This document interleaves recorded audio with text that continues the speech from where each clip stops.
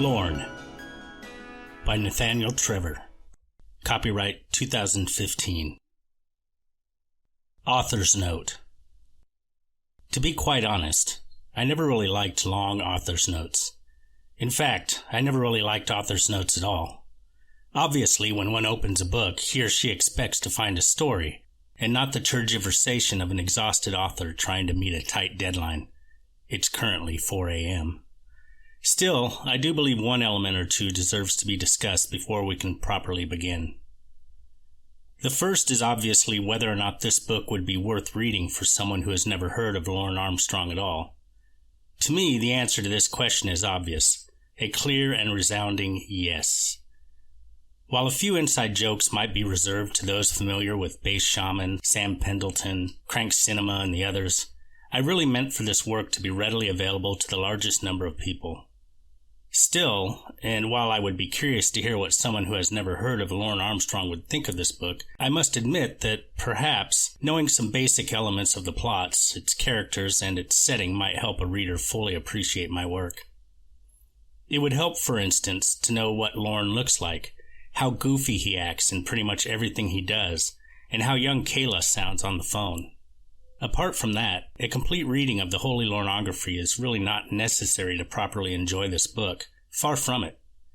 For someone eager to jump into this story, I do believe that glancing at the Lorne picture book, another of my work, coupled with listening to a few phone calls, the second one perhaps, would be enough to truly appreciate this work. The second obvious question is certainly why. Why would someone write an entire book over 63,000 words on this one man, Lorne Armstrong? Am I really that obsessed over him? Perhaps, but to be honest, I had tremendous fun writing this book. If I could share one thing with the readers, it would be that writing this book, although challenging at times, was a truly enjoyable adventure for me, and I simply hope that anyone reading this book will have as much fun discovering it as I had creating it. As for Lorne himself, I would like to quote Sam Pendleton, the Pope of the Church of Cod, who said to me during our first chat on Skype, quoting a since-deleted YouTube comment that perhaps explains why I love Lorne so much. "Lorne is a loser who thinks he is a winner," the comment would start, then detailing just how ridiculous and silly Lorne's entire setup was.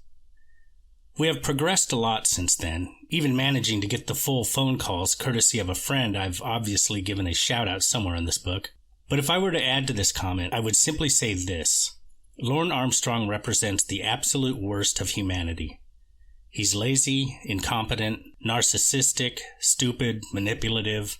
He's a liar, a scammer, a thief with zero qualms, and of course, a child molester.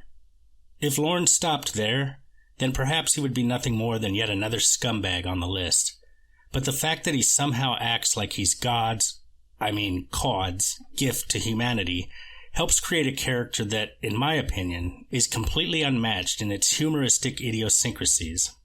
I could, of course, expand on this, detailing how he sometimes thinks that putting $20 worth of gas in his truck is some kind of Herculean task for which he should receive full credit, but I do believe such elements are best discovered by yourself, if not already done. Lastly, perhaps one should know before jumping in this book that many members of the Church of Cod, or many Lorneographers for those who prefer this term to the other, have contributed and helped create this book. At the time they contributed, either by pre-ordering the book before a release date was even set, or contributing to a shout-out or even a complete chapter. Many of them were completely unknown to me, and up to this point, I simply had no idea my video and YouTube chain had reached, and helped in some cases, so many. The people who believed in me, something I am tremendously grateful for, helped create what I think is a much more personal, but also far stronger book. It also motivated me, I must say, to continue during those few times when I seriously considered the idea of giving up. The full list of those contributors and my special thanks to them are presented in the next section. Lastly, I would like to thank BakedSalmon, specifically for creating the awesome cover for this book. And to all of you who make my life better and share my passion of Lorne Armstrong, thank you. I hope this book measures up to your expectations. It's been quite a journey, I must say, and it's been quite a fair bit of work. More work than Lorne has ever done in Nashville, that's for sure. Unless you consider his chat with Kayla to be work, obviously. Sincerely yours, Nathaniel Trevor. Summary. A cap that makes its wearer invincible. Magical tears that can mellow the heart of even the most ruthless men. A dog that can sniff out tweens faster than its owner can groom them. Such is the life of the greatest man who ever lived, Lorne Lynn Armstrong. All in all, Lorne is a simple man with simple dreams. Buying a bed, becoming a nationwide multi-billionaire country music superstar, marrying a 13-year-old, and eventually conceiving a human baby. But as he faces the adversities of life, he must learn to cope with a new reality. That his hair is gone for good. That he doesn't even have enough money to buy his princess a pizza, and that his sweet little baby girl is slowly being seduced and stolen right under his eyes by a rival, a 13-year-old boy who desperately wants his ex-girlfriend back. Will Lorne pull through the incredibly challenging obstacles placed in his way, or will his life shatter and plunge to even greater depths? Will he finally defeat Derek the demon and marry the girl of his dreams, or will he fall to the lowest pits of hell and be forced to deliver milk for the rest of his life? And what is that mysterious evil spirit that seems to be orbiting around his life, always striking at the most inopportune moment? In this shocking novel by the young novelist Nathaniel Trevor, we explore the deepest nooks of the human psyche, the repressed sexual fantasies of a deeply troubled man with a very traumatic childhood, and, at last, the modus operandi of a veteran online sexual predator. Prologue. "Uncle Lorne, Uncle Lorne," cheered his two nieces. In a swift move, Lorne picked both of them up in his arms. "Kayla, and oh Kayla," exclaimed Lorne. "My precious little princesses. I like calling you that. I like calling you my little baby girls, too." Although both were now well into their 30s, it still felt like they were 13-year-olds to him. Lorne smiled. At 45, he had accomplished everything he had set out to do in his life. His heavy machinery company was the most powerful Lowell company in the world. A legal mastermind, he had won so many Supreme Court cases he couldn't keep track of them. Lawyers worldwide praised his sharp, cogent, and absolutely undefeatable legal arguments. But perhaps most importantly, he had finally achieved his childhood dream to become the most famous country singer in America. Swirling his nieces in the air, he threw a glance at Bud, who was sleeping on the floor, just like Lorne himself used to do just a few years ago. At least in jail, Lorne had gotten a bed to sleep in. At one point in his life, Bud had been his one and only friend. Fiercely loyal, he was now pushing on the final years of his life, guarding the plethora of trophies, Grammys, and certified platinum albums that decorated the mantelpiece in Lorne's manor. Soon the master singer would run out of shelves to store his innumerable achievements. "Uncle Lorne, can we have your permission to buy a really tight pair of shorts?" Did you do all of your homework like I asked you to?" "Yes, Uncle Lorne," they replied at once. "Did you count the hairs down there like I asked you to?" "Yes, Uncle Lorne, there were too many to count." "And did you experiment in bed last night?" "A couple of times, Uncle Lorne." Lorne finally beamed, proud of his two nieces. He felt good that his nieces would ask him for permission to buy a tight pair of shorts, and he felt closer to them. "Okay, then. But remember the rules, girls," he said, for a moment dazzled. Even after all those years of practice, his Maine accent sometimes betrayed him. "You gals need to be naked the whole time you're here. If the neighbors ask questions, we'll just tell them you're my nieces, which you are. Now, I have a pimple on my butt. Will you kiss my butt to make it feel better?" "Ew, no way." "Aw, that reminds me of how I met your aunt. Can you believe I seduced her by asking the exact same question?" "Is it true that you sang to her on the phone?" "Oh, God, yes. And I sounded really good, too. It's still somewhere on YouTube, uploaded by one of my most devoted fans, if you ever want to hear Heartland sung to perfection." Lorne smiled. This one single song had been the starting point of an incredibly successful career. What a period of my life it was. I had just left the Holy Land, Maine, to establish myself in Tennessee and become a famous country singer, and things weren't going so well. Can you believe I was so poor? I actually had to roll my own cigarettes. Well, wouldn't it have been cheaper to simply stop smoking, Uncle Lorne? Asked Kayla. Lorne smiled and slowly tickled her nose. My little baby girl is thinking too much. Have you ever heard of the Beatles? I think so, replied Kayla. Okay, well, it's tickets to a band that looks and sounds and dresses exactly like the Beatles used to dress. What are you talking about, Uncle Lorne? Asked Kayla, worried. Sorry, the answer reminded me of... Where was I? Oh, yes, how I met Auntie. Well, my life had just hit a new low. I was so broke I had to grab half-empty cans of coffee from tables at fast food and reheat them with hot water from the bathroom, trying to make some sort of weak coffee to clear a cold that just wouldn't go away. It was a dark, wanton period of my life. That's when I met Miss Kayla Marie Armstrong. Can you believe I actually got caught by police and went to jail for it? Wow, I feel special, said Kayla. You are special. You're very special. Now, looking back at it, getting arrested was the best thing that could have ever happened to me. How come? Well, first of all, I was given national exposure. Can you imagine the publicity? Millions and millions of people saw me, heard my name, and learned who I was. As soon as the show aired, I was flooded by requests for concerts and shows. A rich man even offered $40 million for my pain and suffering, plus another $40 million in damage and interest. And just like that, my worldwide country career had started. Lorne cleared his throat, stopping himself for a moment. But I'm getting ahead of myself here. Let us start at the beginning, shall we? Without further ado, here's the story of how I met the love of my life, or as my hordes of fans like to call it, here's the Holy Lorneography. Part 1. Chapter 1. I hate my life, little Lorne repeated to himself. His buttocks still hurt. Another semester, another grades report full of D's matriarch Gwendolyn had not appreciated, to say the least. The youngest of the family, Lorne had always been the one with the worst grades. His mother would repeat all the time how she had given everything she had to raise the 6 of them. And this is how you thank me, she would add.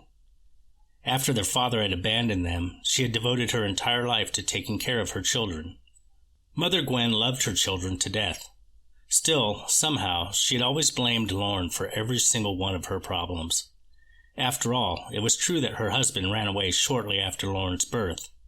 In her most profound moments of reflection, Gwendolyn had always wondered why a man would stick around for the first 5 children and then simply vanish into thin air after the 6th. Little Lorne had to be punished for his grades. Perhaps if he was sufficiently scared, his grades would improve. The idea made sense, at least in Gwendolyn's head.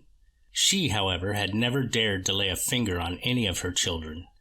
Whenever she felt Lorne misbehaved and deserved to get physically abused, she had always had someone else do the dirty job for her.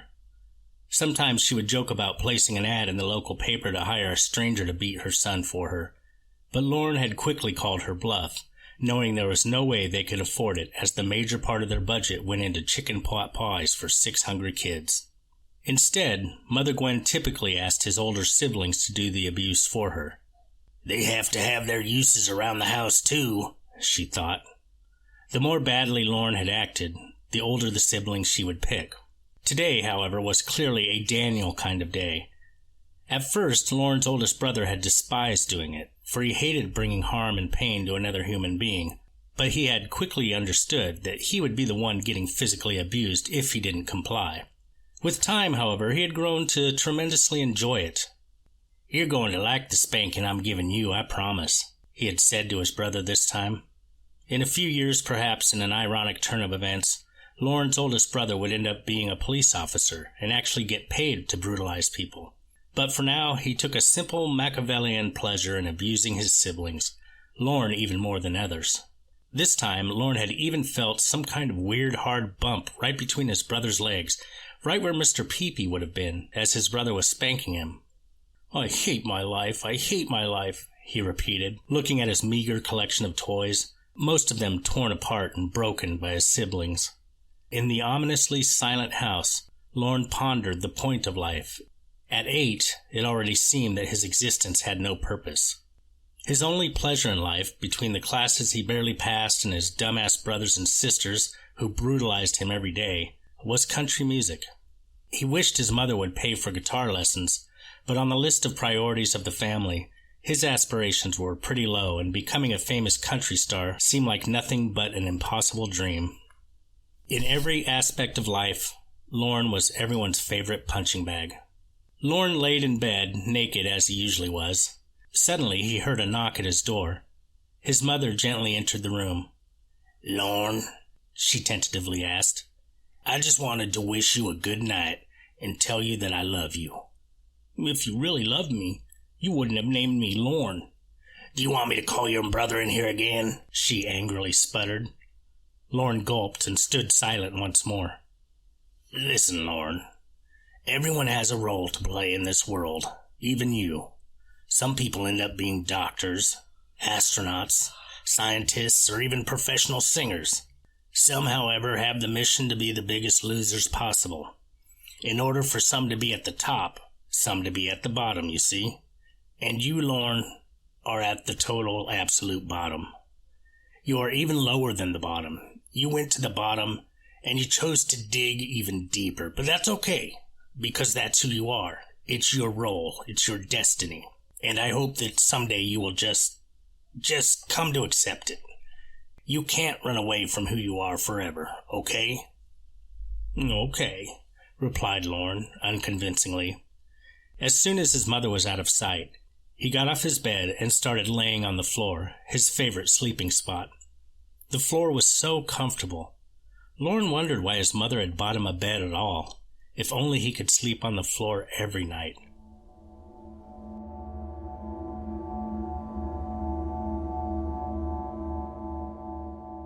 Lorne.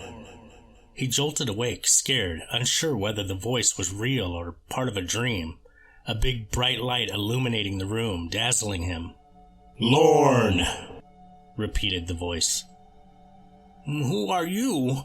Ma—" He thought about calling his mom, but he knew that she would be angry for waking her up in the middle of the night, especially over a silly dream. "Lorne, I am Sam Pendleton, the messenger of Cod. I bring to you wonderful news." The visitor had the appearance of an angel, full with wings and a halo, yet had a surprisingly human face. "What? Cod? What?" asked Lorne, terrified. "I bring to you a message. You are special. You are very special. You are Lorne Lynn Armstrong, the one and true begotten son of Cod. As such, you will be the one who brings his holy message to the entire world." "Son of God, what?" "Cod, Lorne. Learn to speak properly. The one you referred to as your father, the man your mother married, he is not your biological father, Lorne. In fact, after the 5th child, he secretly went to get a vasectomy, and yet he never told your mother, for she still wanted a 6th child, and he dared not disappoint her. When your mother got pregnant again, he thought she had cheated on him and left her." "What?" "But your mother had not cheated on him, Lorne. She prayed so hard for that 6th baby that she so desperately wanted that Cod heard her prayer and brought a child to her. You are that child, Lorne, and Cod is your father. He has chosen your mother to carry his only begotten child. Lorne, you are the son of Cod, and you have been given a mission. Cod sent you into this place of existence as a sign of goodwill for all of humanity.